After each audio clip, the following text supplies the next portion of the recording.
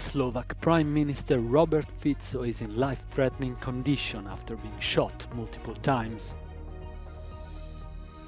The European Union says Georgia must revoke the so-called foreign agents law or risk its status as a candidate country for EU membership.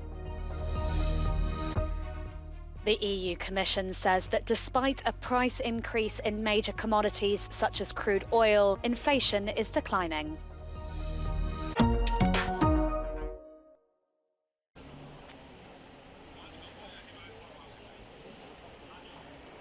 Slovakia's Prime Minister Robert Fico has been severely injured in a shooting. He was hit multiple times. Local television TA3 said he also got shot in the stomach. The Prime Minister was taken to hospital in the town of Banska Bystrica by helicopter.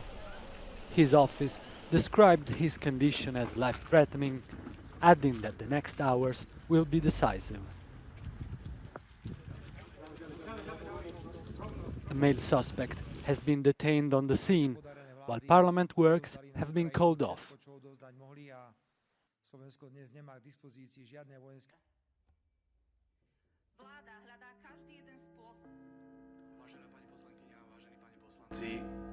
Prerušujem schôdzu parlamentu na neurčito.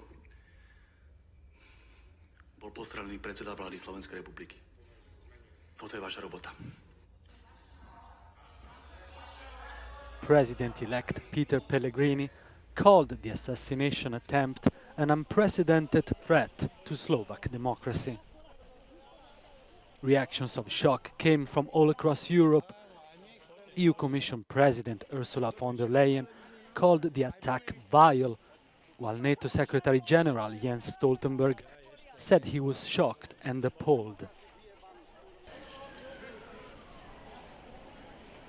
The incident took place in the town of Handlova, around 150 kilometers northeast of capital Bratislava, while Fico was meeting with supporters.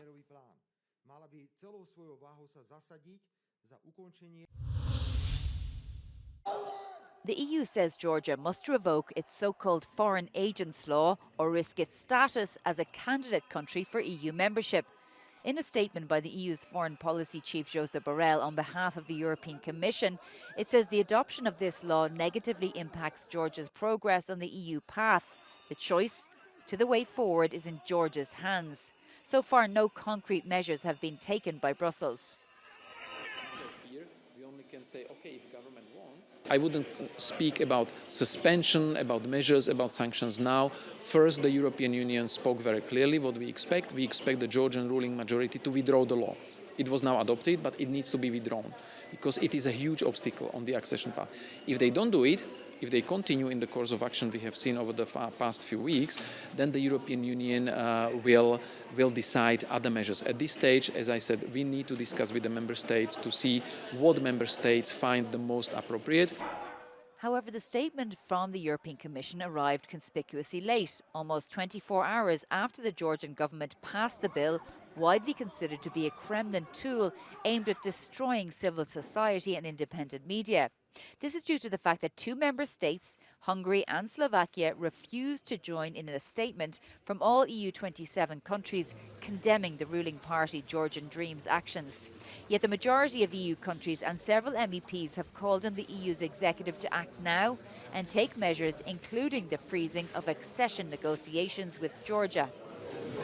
And I don't think it's too much. I think we have to send a very clear message. We have to withdraw financial assistance for EU finance projects, especially what comes to the government. We have to keep projects with the civic society, definitely. But I believe we have to send a very formal and probably painful politically for ruling coalition message in order to stop them at this stage. Despite widespread condemnation from EU member states and the EU institutions against the Georgian government for adopting this foreign agents bill, it's unclear yet whether Brussels will revoke or suspend Georgia's status as a candidate country. But what is clear is that in effect it will stymie that ambition, because no country could become an EU member state with a law like this in place. Shona Murray, Euronews, Brussels. Despite a price increase in major commodities such as crude oil, economic forecasts say inflation is declining. The European Commission says that EU inflation will fall to 2.7% this year, after reaching a high of around 10% after the pandemic and Russia's war in Ukraine, which massively impacted the economy. This time next year, inflation could be at 2.2% in the EU. European Commissioner for Economy Paolo Gentiloni told Euronews that while this is good news for the EU, it will take some time to see its effects. We need that the decline of inflation produce its consequences overall on food prices, etc. This will take some time. Equally important is that the level of credit provided by banks restart increasing because this is important to fuel the economy. The Commission says the economic outlook shows increased uncertainty and downside risks, mainly stemming from the evolution of Russia's war in Ukraine and the conflict in the Middle East. Broader geopolitical tensions also continue to pose risks, but these are not the only risks. Remain, maybe he would remain.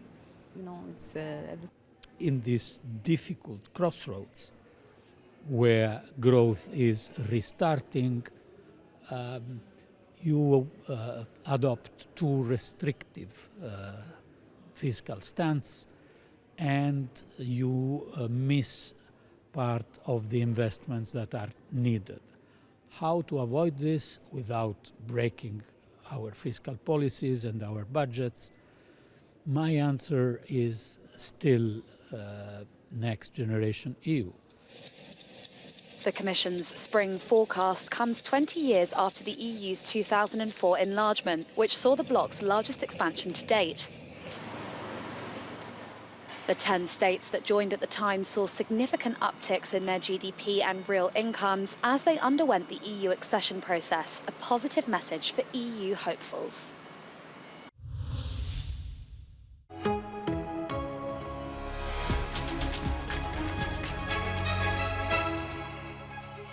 Sono Linda Laura Sabadini, già direttrice dell'Istituto Italiano di Statistica e chair di Women 20.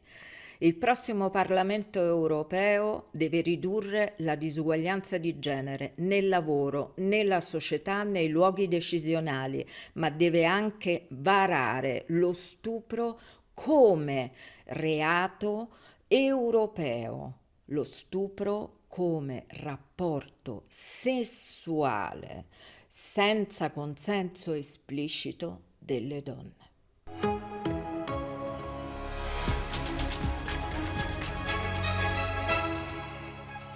Ως άνθρωπος του πολιτισμού, με τις αξίες ανθρωπισμού και παιδείας ως προτεραιότητα, θέλω να παρελέψω για την αλλαγή νοοτροπίας σε μια Ευρώπη ακροδεξιά, για την θέσπιση της ειρήνης και των διεθνών σχέσεων, το σεβασμό στο παιδί και στη γυναίκα σε μια περίοδο που οι γυναικοκτονίες μας έχουν συγκλονίσει, σε μια πραγματικά συμπεριληπτική κοινωνία για τους ανθρώπους με αναπηρία, με το σεβασμό στο περιβάλλον και στα ζώα, με έννοιες που μοιάζουν πολυτελείς, αλλά είναι η αξία της ζωής.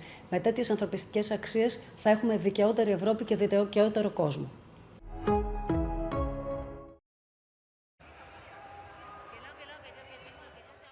As the European elections loom, concerns mount over the potential deterioration of conditions for LGBTQ individuals if the far right maintains its momentum.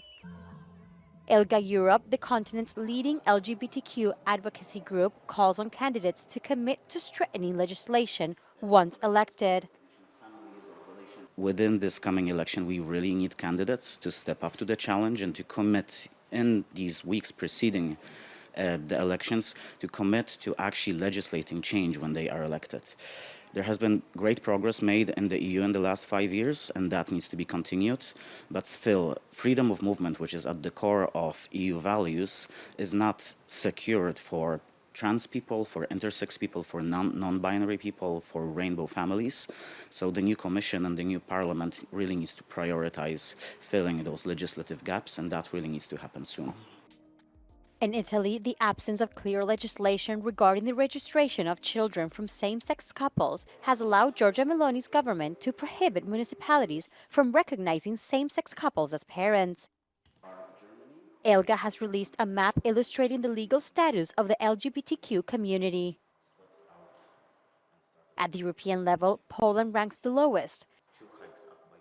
However, following a change in government late last year, there are indications of potential change. People and representation were invited to discuss the potential legislation about same-sex partnerships, and the hate speech law is being settled and being discussed and shortly to be implemented. Fingers crossed. So as of now, after this few months, we do not see the change, but we feel the change that it is coming. But despite increased legal protection, the group now suffers more violence across the European Union. According to the European Agency for Fundamental Rights, 2/3 of those surveyed have received hate messages.